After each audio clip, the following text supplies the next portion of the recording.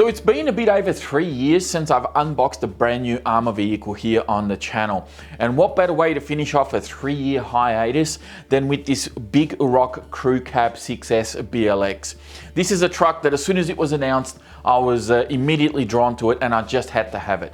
Because I was actually going to get the 4S Mojave, which was released just a couple of weeks, I think, or 3 weeks before this was announced. And I was really keen to get it. In fact, I had one put aside for me at Metro Hobbies, and I said, no, cancel that, because now that this is out, I need to get this one. To be honest, since then, the Creighton 6S EXB Ready to Run has also been released, and I almost got that one. But I decided to get this for a few different reasons. Number one, I never had the original Big Rock that was based on the Nero platform. So there's an itch there that I never really got to scratch. Although I did have the original Nero, and I've still got the Phazon. So it was, yeah, they're all pretty much the same truck. But the Big Rock was just this unicorn that eluded me. And the same thing goes with the 3S Big Rock that they had now for a number of years. The blue original one with the blue body, and then they released the updated version with the wider stance with the black body. I never got my hands on one of those either. And now that this, of course, has come out, it was a good reason to get it. On top of that, this is based on the Mojave chassis, which is what the Fire Team is based on, and I never got the Fire Team because I really didn't gravitate towards the styling of that particular truck. I never saw that as being something that I could see in my fleet or that I wanted to spend my money on. So this kind of kills a couple of birds there with the same stone. I get to test out this 7-scale platform. I finally have that Big Rock name in my fleet, and it looks absolutely fantastic. I think what ARRMA have done with the body, the styling, the size of the truck, it looks absolutely amazing, and I can't wait to take this thing out and give it a burn. So without further ado, let's smash that box out of the way and let's have a better look at this truck and just talk about some of the little bits and pieces that you get with it as well. As I flip it around here, you can actually see it in all its glory. I will adjust the camera a little bit after we get through this part, but of course you get the truck, which comes almost fully assembled. You do have to put the wheels on, and they actually give you this instruction thing that you would have seen that comes on top of the truck. Basically tells you about how to put the wheels on if you haven't done that before. There's also this little card here as well, which has some QR codes on the back. This is something that I'm seeing more and more of with a lot of these modern cars. So you have a support QR code here, and you've got a showcase QR code, so it'll take you to different websites and give you all sorts of different information. This is a really cool thing. I like this. This is a nice touch. Also, a couple other things to note as well. This was inside or on the outside of the retail box, because when I got it, it came with that brown box on the outside, and this was inside of it as well. It kind of gives you a bit of a rundown of all the bits and pieces, all the updates and things that they've got going on with the truck.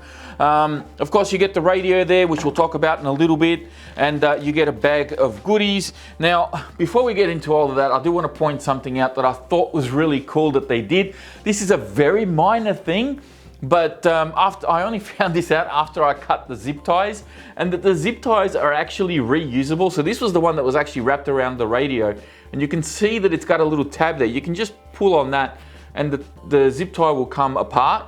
So when you do get this, don't go too nuts cutting zip ties, because if you find a use for them, I mean, you may as well reuse them. Just pull on or push that little thing there. Where am I going? Push this little tab in just there, and the whole thing just slides out real easy. So nice touch there, ARRMA. I like that. That's pretty cool. It makes it for reusable zip ties. All right. So in the bag, as always, you get a whole bunch of stuff. There are some shims here for your diffs. We have our high-speed pinion gear. We also have our toolkit, which I think is the same toolkit they've been using now for many, many years with their cars. I've actually got about half a dozen of these that are still unopened.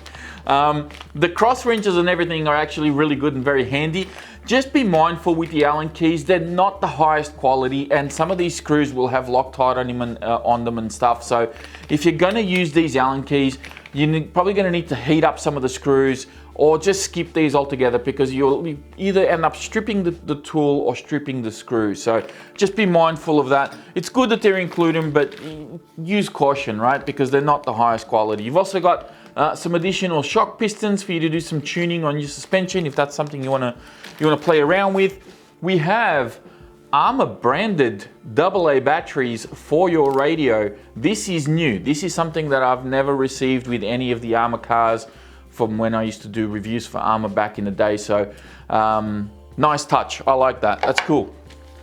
We also have some additional stickers, so you can put that on your toolbox, your fridge, on the car, whatever. It's entirely up to you. And then of course we have some literature here as I quickly get rid of this bag. There's some stuff back here regarding warranty information, which nobody ever reads. We have a separate sheet with a full exploded view of the entire truck with part numbers attached to everything. So this is really good if you want to just have a quick look at you know, what parts you need for what. This, I think, is actually for the body. I could be looking at this upside down actually. This is for the body. So it's got all the internal and external roll cages, the truck bed at the back here, part numbers for everything. Really cool, so hold on to that one. And then of course we have the more detailed manual in here, which has all the necessary information, how to service your car, how to pull things apart, where things go, what tools you need, how to work the radio, ESC tuning, you know, all of that type of information is all there, what batteries to use, yada, yada, yada. That is everything you get in the box with the truck.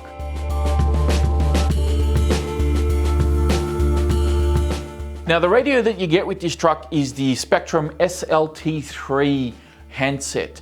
This is a nice radio. It has some toggle switches here for a third channel, which I don't believe are being used with this particular truck. It actually feels really good in the hand as well. The trigger is well weighted. The wheel is, you know, is a nice foam wheel with these really cool spokes on here. The springs are not too bad on the wheel either. They actually feel pretty good. Runs on 4 AA's, of course, which are included with the truck. Over here on the side, we have our steering dual rate. We have our throttle trim, steering trim, and a little LED indicator to let you know when the radio is on. If we flip over to this side, we have our 3-position toggle switch for your speed. So you got 50, 75, and 100%. Reverse switches here for both channels, and your on and off switch is just on the side here, which can be a little bit tricky to kind of get into. And I have seen these buttons fail quite a few times when I used to work at Metro Hobbies. You know, the cars that used to come with these radios, quite a few of them actually failed on that on and off switch. I don't know if this is the best option for an on and off switch that they could have chosen, but it is what it is. And as I said, the radio overall does feel really good and work perfectly fine. However, I am going to pull up ARRMA on this one because I feel that this is a premium vehicle. This is you know, over $1,300 worth, and it doesn't come with their premium radio. This is the same radio that's included with the Granite 4x4 Mega, which is their brushed vehicles. And yeah, I don't think that it doesn't match, right? I'm not saying that there's anything wrong with this radio, that it's not going to do a good job. I'm sure it'll be perfectly fine, but I just feel that at this price point, we should have premium gear here, and this just isn't it. The Kraton 6S EXB Ready to Run comes with AVC and that DX3 radio, and yet this one that's only $50 cheaper, it doesn't. And I feel that it kind of makes sense to have it in here. This is more of a scale truck appeal. It's a much larger truck as well, so if AVC should be used, it's probably in this one and not so much in the Kraton EXB RTR, which is just going to be used for, you know, major hardcore bashing. So I don't know. I think they've missed an opportunity here to provide a premium radio with the premium truck. That's just my thoughts on it. Okay, so the Big Rock Crew Cab. This thing looks absolutely amazing. As you can see here, they did a fantastic job with the body. I'm really liking what they've done with this thing, which is one of the reasons, as I said, as to why I was drawn to it, because it just looks amazing. Like, they did a fantastic job. Now, it is big and heavy, and for me to kind of hold it up in front of the camera endlessly does do a bit of a number on my shoulders. So we'll start from the outside and work our way in, and I'll give you a better look at the body when I take it off the truck. So first things first here, wheels and tires. I gotta say, I don't mind the wheels. I think they're kind of like staying with the styling of the Big Rock. I know that they had a very similar wheel on the 3S line as well. I can't remember if they're the same ones as what they had on the 6S Nero platform, but yeah, the tires is probably the only thing that's showing me a little bit of concern, because the rubber compound does feel a little bit hard, feels a bit firm. The tires feel a little bit slippery as well. Now that could just be the you know, the way that they've been sort of coming out of the production line. Maybe when they get roughed up a little bit, they'll actually grip okay. But I am a little concerned with the rubber compound. It's probably a bit firmer than I would have liked. But on the plus side, they are vented tires. They didn't vent the wheels, they actually vented the tires, which I like. The foam on them actually does feel pretty good as well. And my last criticism on the wheels and tires is that they do look probably just slightly smaller than what they should be. I kind of feel like this could have gone maybe just a little bit bigger, not like huge, but just a tiny little bit bigger, or maybe even a tad wider. I don't know. It looks slightly out of proportion to me. It just for very slight amount. But again, that's probably subjective. You guys can fight it over in the comments of what you think, if these are actually the right size or not. I mean, I know that the Hobauer MTX actually comes with bigger wheels than this, and obviously the 7 scale Hyper MT Plus 2, that one also comes with bigger wheels than this as well. So I kind of feel like they probably could have gone a little bit bigger with this one too, but anyway, like I said, fight it out in the comments and let me know. All right, so let's take the body off so we can have a better look at it and really talk about what they've done with the body, because there's a lot to cover here. So the body only has body pins on the back, and I actually like that because it obviously cleans up the bonnet a little bit here. It makes it a little bit more scale. And since this is what I think ARRMA were going for, more of a scale looking truck, it does work quite well. They haven't developed any sort of like body pinless design, but you know, there's only 2 and they're well hidden back here. So I think that's very forgivable. I don't have an issue with that at all. So you basically lift the back of the body, slide it forward, and the body comes out quite easily. Now this does weigh quite a bit, in case you're wondering. This is a heavy body. There is a lot of plastic on here. You can see the truck bed and how they've done this. I don't know if they're planning on bringing something out that's going to hitch onto this little piece here, or if this is purely just for scale aesthetics. Maybe there are trucks out there in the States that actually have this, and I think I have seen some that have like a caravan on the back or whatever. Who knows, maybe they're planning on releasing an ARRMA caravan that you can tow around in the future. But yeah, this is an interesting addition, I think. The truck bed is all plastic, so this is actually wedged, I think, in between the Lexan. You can see all the supports and everything here. You can see the plastic piece where the body posts go through, and yeah, that this, you know, when you're bashing around, this isn't going to tear up your Lexan body or anything like that. There is obviously a little bit of a roll cage back here that you can see. There's also some roof skids over here. We've got another bit of a roof skid on the leading edge of the roof just there. We've got some plastic here with some detail for some wipers. These are all molded into the plastic so they don't move or anything like that. And then you have this little bonnet piece here, which ties in to the tongue that actually goes in on the front shock tower. It just goes in here, and that you can see how that sort of goes in. It's got a bit of flex to it as well. There's also a whole bunch of reinforcement on the front here. You can see the grille and everything plastic. These clear lenses that they put here for some lights. Now, interestingly, I couldn't see any way for you to put LEDs or anything, so I don't think there's a light buckets. They're just there for scale fidelity, I guess. But it does look really nice, like all the plastic and everything just looks fantastic the way they've done this. All the bracing underneath that you can see for impact protection, and then as we move along you can see the center brace that you see here on the roof that actually locks into the center of the truck, so any upside down landings are going to be well supported. And then we've got some more roll cage and, you know, some more plastic down the sides here, which kind of stops the body from flapping around. This also locks into the side panels of the chassis here and kind of creates a bit of an enclosure so it keeps all dirt and debris away.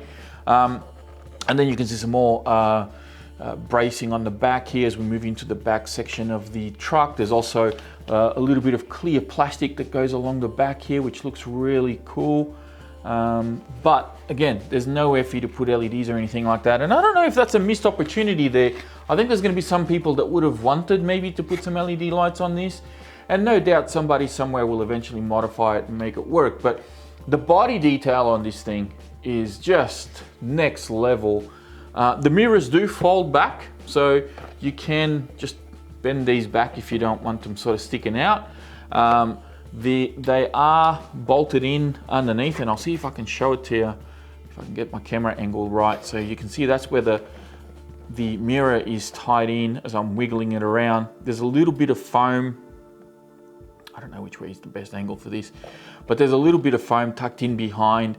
So it's not directly bolted to the Lex end. It's got a little bit of give. So if you give the mirror a bit of a jiggle, it's not going to hopefully rip rip out of the Lex end straight away. Plus it'll fold, so any impacts there, it'll just close up. I don't think it looks too bad. The door handles, interestingly, are just held on with some body pins as well. So these are actually, plastic door handles that they got here. And everything just looks really, really cool the way they've done it. So that's the body itself. Quite a lot to talk about in regards to it, because there is so much involved in this body. And I just noticed there's also a little clear piece of red back here, which would have been good to have as a light, but that's that little piece just there. And yeah, that's the body in a nutshell. This sidebar here is also plastic, which is bolted on and part of this entire assembly here. But yeah, a really nice body. It's just going to be a shame to wreck this one, unfortunately. Now, the truck itself, here we go. That's what it looks like. Of course, if you own the Fire Team, if you own a Mojave, this is going to be obviously very familiar to you. But as you can see, there's no red that they've done here. They've blacked everything out, which I think is a really cool thing. It definitely adds to the aesthetic of the truck. There's no orange on the Spectrum ESCs or anything like that. There is a little bit of an orange wire that goes from the ESC to the motor fan. And of course, you still have the orange on the connectors. It would have been next level if they've made these black or something like that, but that's not to be. Now, just in regards to the connectors, while we're talking about these are EC5 connectors, sorry, IC5 connectors. And it still amazes me that after all these years of these connectors being out, people still don't know that they are compatible with EC5. So you can plug in your EC5 connectors with these. You just won't get the voltage telemetry that you would normally get from like Spectrum batteries and so forth. All right, so that's the entire layout. As you can see here, we're still running our 2050 kV 4074 size motor. We've got 150 amp ESC. There is a heatsink and a fan on the motor. On and off switch over here, which is a nice push button, which is something that I really like to see. The servo is a brand new 20 kilogram steering servo, and it comes with a 25 tooth servo horn. So the splines are now no longer 23 tooth, they are 25 tooth, which is a big plus because, from the previous models of these ARRMA cars, anytime you wanted to upgrade one of their servos, you had to go out and purchase a new servo horn because 90% of the servos that exist out there are all 25 tooth spline, and now they've obviously changed that to 25 tooth, which I applaud that. That's a great change, long overdue, I'm sure. Battery tray is the same as it's been now for a number of years. You've got the two Velcro straps that hold it into place. This little piece here comes up and down to accommodate different battery sizes, and you've got a nice generous size receiver box at the front here. Now, I will say that it looks as though you can move the battery compartment forward. They do have some additional holes here on the chassis, so if you do happen to have some exceptionally large or long batteries, it may pay to maybe move the battery tray forward, not just so that the battery stays within the parameters of the chassis, but also just for weight bias, because if you've got some really big 6S or a couple of big 3S batteries here, you might want to move that forward just so that the back of the truck isn't too heavy. There is a nice little cap pack on here for the ESC. A lot of these new ESCs actually come with cap packs, which I think is a really cool thing. Sway bars pre-installed, nice beefy CVDs on the front, which I think are pretty standard. These really haven't changed from their previous models. You can see the front bumper here is quite generous as well, and looks like it's really well braced and really well enforced. It does wrap around from underneath, so similar to the EXB front bumper that they introduced a little while ago. These, I believe, are EXB Creighton arms as well, so really nice beefy arms, and they should hold up perfectly fine. On the back, we've also got a really nice generous bumper back here with a great big hoop for support, and we've got this adjustable rear body post, which looks really nice, by the way. I mean, they've got a little bit of foam here to protect on the body, and the foam isn't really to protect the body, I guess. It's more to deaden any rattling or anything like that. So it kind of quietens down the body as you're running it, and it's not, just making noise as it's sitting on the body posts. There is a bit of give on here as well, and the whole thing, you've got like two body posts that go on either side, or two posts, right? Not body posts, but posts that go on either side, which allow you to adjust this, and this is kind of suspended in between those two, so you have a little bit of give. There's a bit of flex here, so upside down landings and things like that, it's not going to just shoot the shock tower straight through the body.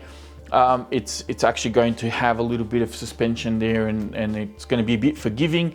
Tower to tower brace on this guy is one piece, and this is one thing that I think ARRMA really need to address in the future. A few other companies have done this, and I think with these longer rods, they really need to be braced in the center. So you should have two shorter rods, much like what they did on the Creighton 8S.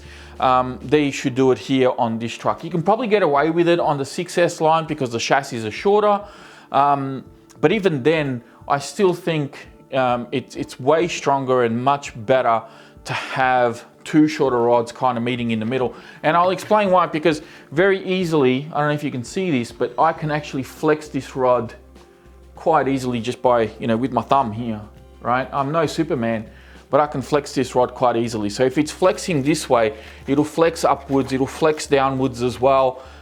So it's there, it's helping prevent flex on the chassis, but the rod itself is still going to give. It's still going to have quite a bit of flex, and two shorter rods, especially on these longer chassis, I think makes more sense. And this is something that I would encourage ARRMA to have a look at in the future, because it adds to that strength just that much more on a car like this. Everything else here is pretty straightforward. Your motor, your ES 150 MPSC, everything is what you've probably already seen, except it's all in black, and it looks absolutely killer. The chassis is still your 3mm 6061 aluminium chassis, and it looks good. Like, I don't really have too much of an issue with these chassis, as you guys know. There's only been a couple of instances where I've had some problems in the past. Mainly my Creighton V4 actually buckled the rear chassis, but ARRMA very quickly addressed that, and I'm hoping I don't have that issue here, at least based on the chassis braces that they have going to the bottom, to the actual main chassis itself. I think that's actually been addressed in the past and resolved that issue, but I still feel that this tower to tower brace should probably be mounted in the center here.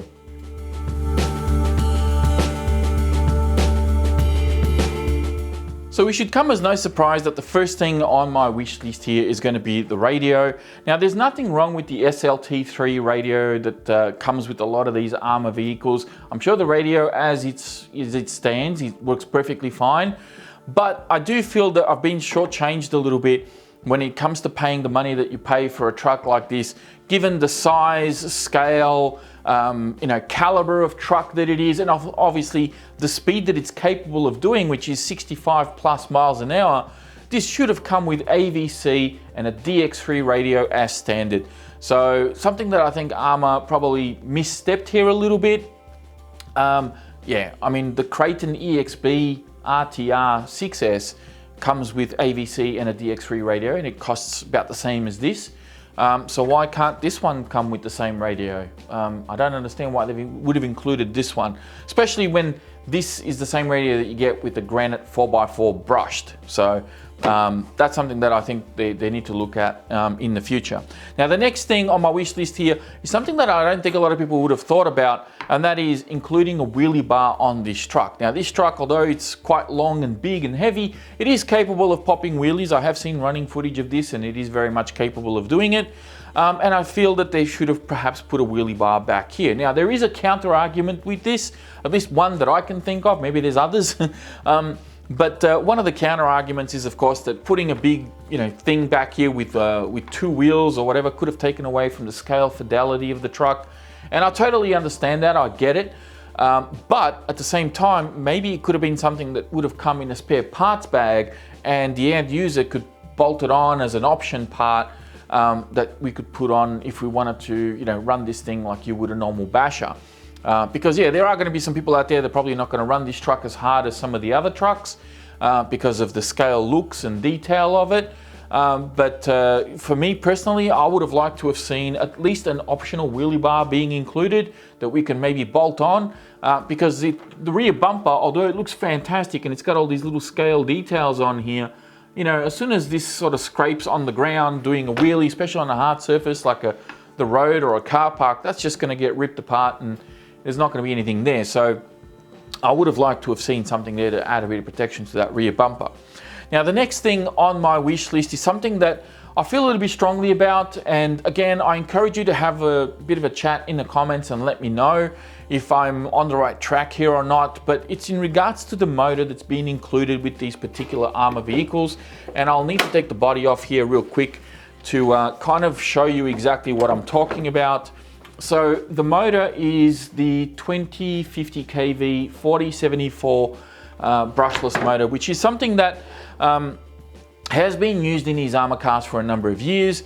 And I know that there are other companies out there that use the same sort of spec motor, or they use a variant of it. So usually for 8 scale vehicles, the formula is, a 4074 size can, and anywhere between a 2000 to a 2200 kV, somewhere in that vicinity, and paired up to 150 AmpSC or thereabouts, and you've got yourself a 6S beast, right? But the problem that I have is that these cars are getting bigger and they're getting heavier as well. And heavier means that you're going to put bigger bumpers on. The body for this truck specifically weighs quite a bit. As you would have seen, it's got a whole heap of plastic on it, so it adds additional weight to the truck. And of course, the truck itself is getting a lot bigger. There's thicker plastics, there's more alloy, there's thicker alloy, like all of these things are adding weight, yet we're still running the same system that we were running 5 years ago. And I find it really weird that nobody has taken that leap forward and brought out or started running, a bigger can motor that is a little bit more efficient, runs a lot cooler.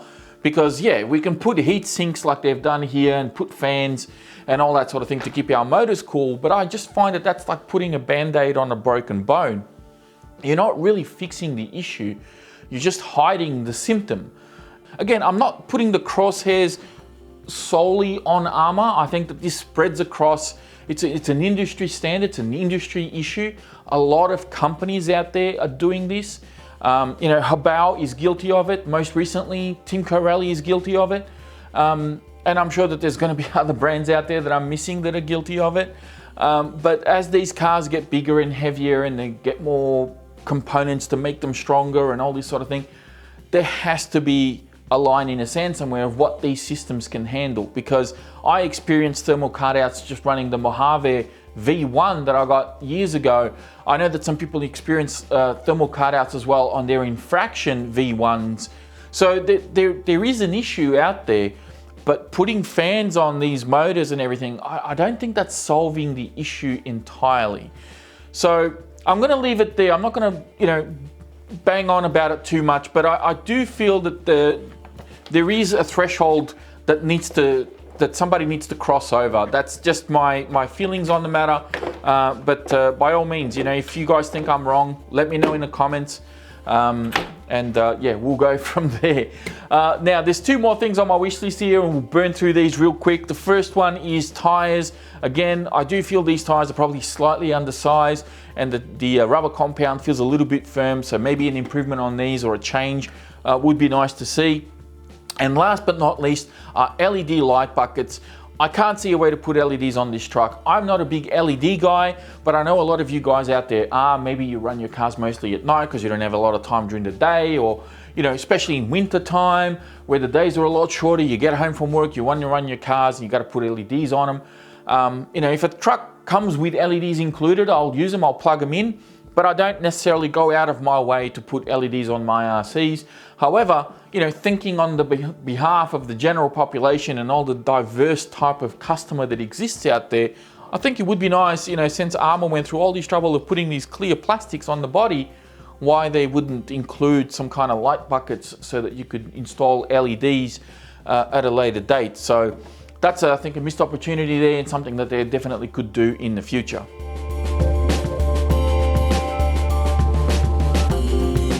Okay, so that's going to wrap it up for my first ARRMA unboxing in over 3 years. Hopefully you guys enjoyed the detail that I go into with some of these unboxings, and I kept things fairly balanced here as well. I think ARRMA have done an absolutely amazing job with this truck, and of course, being the big rock, I couldn't say no to it. It looks fantastic. Like I love the look of this thing. It's going to be an absolute shame to scratch up this body and everything, but I'm going to try and be as careful with it as I possibly can. I don't think I'm going to bash this as hard as some of my other vehicles. Famous last words. I'm pretty sure once I get into it and I see how good this thing is, I'm probably just going to go straight to the Superman jump and send this thing as hard as I can. But I'm going to try and pull back on the reins a little bit and try to make this body last for as long as I can, because I love the look of this. They've done a fantastic job with the styling, and congrats to the guys at ARRMA who keep bringing out these awesome bodies on their vehicles. They do an outstanding job. So that's pretty much going to wrap it up here, guys. Thank you all very much for watching. If you enjoyed this video, be sure to hit that thumbs up button before you go. Don't forget to subscribe to the channel if you're new. And as always, check out the video description. I'll have links in there to where you can get one of these here in Australia, as well as links to my social media pages. Thank you again, and I'll speak to you all next time.